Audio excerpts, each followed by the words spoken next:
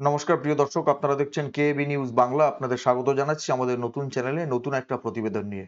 এই পর্বে আমরা দেখাবো আগামী 13 তারিখে অনুষ্ঠিত হতে চলেছে বর্ধমান পূর্ব লোকসভা কেন্দ্রের নির্বাচন। গোটা দেশের নিরিখে চতুর্থ দফায় অনুষ্ঠিত হতে চলেছে বর্ধমান পূর্ব লোকসভা কেন্দ্রের নির্বাচন এবং সেই বর্ধমান পূর্ব লোকসভা কেন্দ্রে যে কজন প্রার্থী প্রতিদ্বন্দ্বিতা করছেন তাদের পরিচিতি এবং একটা বিশেষ বিষয় রয়েছে, সে বিষয়েই মূলত কথা বলবার জন্য এই প্রতিবেদন। আপনাদের এক এক করে আমি পরপর তালিকা ধরে দেখাচ্ছি কোন 7 জন প্রতিদ্বন্দ্বী তারা এই কেন্দ্রে প্রার্থী তালিকায় রয়েছেন, অর্থাৎ স্বীকৃত রাজনৈতিক দলগুলির প্রার্থীর বাইরেও নির্দল হিসেবে কারা রয়েছেন, কারা স্টেট পার্টি, কারা ন্যাশনাল পার্টি ইত্যাদি নিরিখে কারা কারা রয়েছেন আপনাদের নিশ্চয়ই পরপর পড়ে ঠিকানা সহ সিম্বল সহ আপনাদের একটু বলে দেওয়ার চেষ্টা করছি। আপনারা দেখছেন প্রথম প্রার্থী হিসেবে 1 নম্বরের নাম রয়েছে অসীম কুমার সরকার, ছবি সহ। তিনি ভারতীয় জনতা পার্টির প্রার্থী। তার সিম্বল হচ্ছে লোটাস অর্থাৎ পদ্ম। তিনি বিজেপির প্রতীকে লড়ছেন।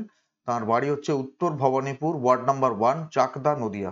নদিয়া থেকে প্রার্থী হয়েছেন ভারতীয় জনতা পার্টির পক্ষে অসীম কুমার সরকার, 1 নম্বর।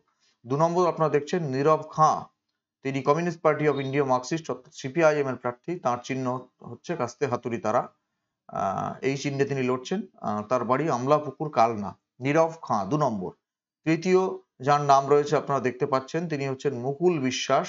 বাড়ি পাল্লা ক্যাম্প, চাঁচাই, মেমারি। মেমারি থেকে লড়াই করছেন মুকুল বিশ্বাস। তার চিহ্ন এলিফ্যান্ট। তিনি বহুজন সমাজ পার্টির অর্থাৎ বিএসপি মায়াবতীর দলের তিনি প্রার্থী। বহুজন সমাজ পার্টি, এলিফ্যান্ট তার চিহ্ন। 4 নম্বরে রয়েছেন ডক্টর শর্মিলা সরকার। তিনি হয়েছেন all India Trinamool Congress flowers and grass, ঘাসফুল চিহ্নের প্রার্থী, জোড়াফুল চিহ্নের প্রার্থী ডক্টর শর্মিলা সরকার। তার যা ঠিকানা রয়েছে এখানে গাজীপুর স্টেশন বাজার, অগ্রদীপ RS, কাটোয়া। তার বাড়ি কাটোয়া সন্নিকটস্থ অগ্রদীপ গ্রামে, ডক্টর শর্মিলা সরকার। 5 নম্বরে নাম রয়েছে নির্মল মাঝি। তিনি socialist unity centre of India communist অর্থাৎ SUCI দলের প্রার্থী। ব্যাটারি টর্চ চিহ্নে দাঁড়িয়েছেন নির্মল মাঝি। তার ঠিকানা যেটা দেখতে পাচ্ছি নন্দগ্রাম, ধাত্রীগ্রাম, পূর্ব বর্ধমান। তিনি ধাত্রীগ্রামের বাসিন্দা, তার এখানে ঠিকানা রয়েছে। সজল কুমার দে, জয়হরিপুর, তিনি হুগলির বাসিন্দা। তিনি দাঁড়িয়েছেন communist party of India Marxist Leninist liberation অর্থাৎ যেটাকে আমরা এক কথায় নকশাল বলি, তাদের হয়ে দাঁড়িয়েছেন। ফ্ল্যাগ উইথ 3 স্টার্স, পতাকা এবং 3টে তারা খচিত পতাকা, নকশাল পার্টির তিনি প্রার্থী। সজল কুমার দে, তার পার্টির নাম communist party of India Marxist Leninist liberation. আচ্ছা, এবারে যার নাম দেখাবো দেখুন শর্মিলা সরকার। আরো একজন শর্মিলা সরকার রয়েছেন। তিনি ইন্ডিপেন্ডেন্ট, তিনি নির্দল। তার যে সিম্বল অ্যালট হয়েছে ইয়ার রিংস, কানের দুল, তার চিহ্ন শর্মিলা সরকার। তার বাড়ি সাহেবডাঙ্গা, বীরভূমের সাহেবডাঙ্গাতে তার বাড়ি। আমরা বিস্তারিত ঠিকানা আছে। তাহলে 7 নম্বরে নাম রয়েছে শর্মিলা সরকার, তিনি যেহেতু নির্দল। আর 4 নম্বরে নাম রয়েছে ডক্টর শর্মিলা সরকার।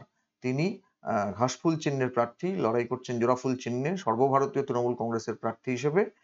আর তার সঙ্গে প্রতিদ্বন্দ্বিতায় রয়েছেন শর্মিলা সরকার নির্দল প্রার্থী হিসাবে কানের দুল সিম্বল নিয়ে।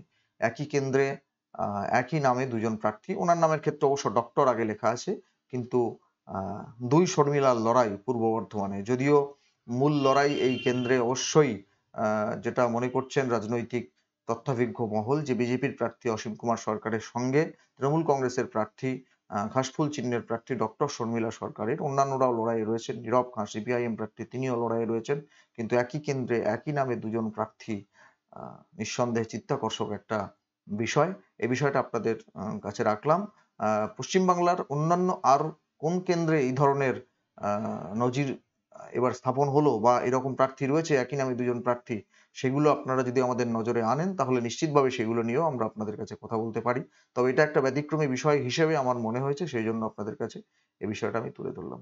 ধন্যবাদ, ভালো থাকবেন, দেখতে থাকবেন কেএবি নিউজ বাংলা, আমাদের নতুন চ্যানেল। প্রতিবেদনটি ভালো লাগলে শেয়ার করবেন, সাবস্ক্রাইব করবেন আমাদের চ্যানেলটি। ধন্যবাদ।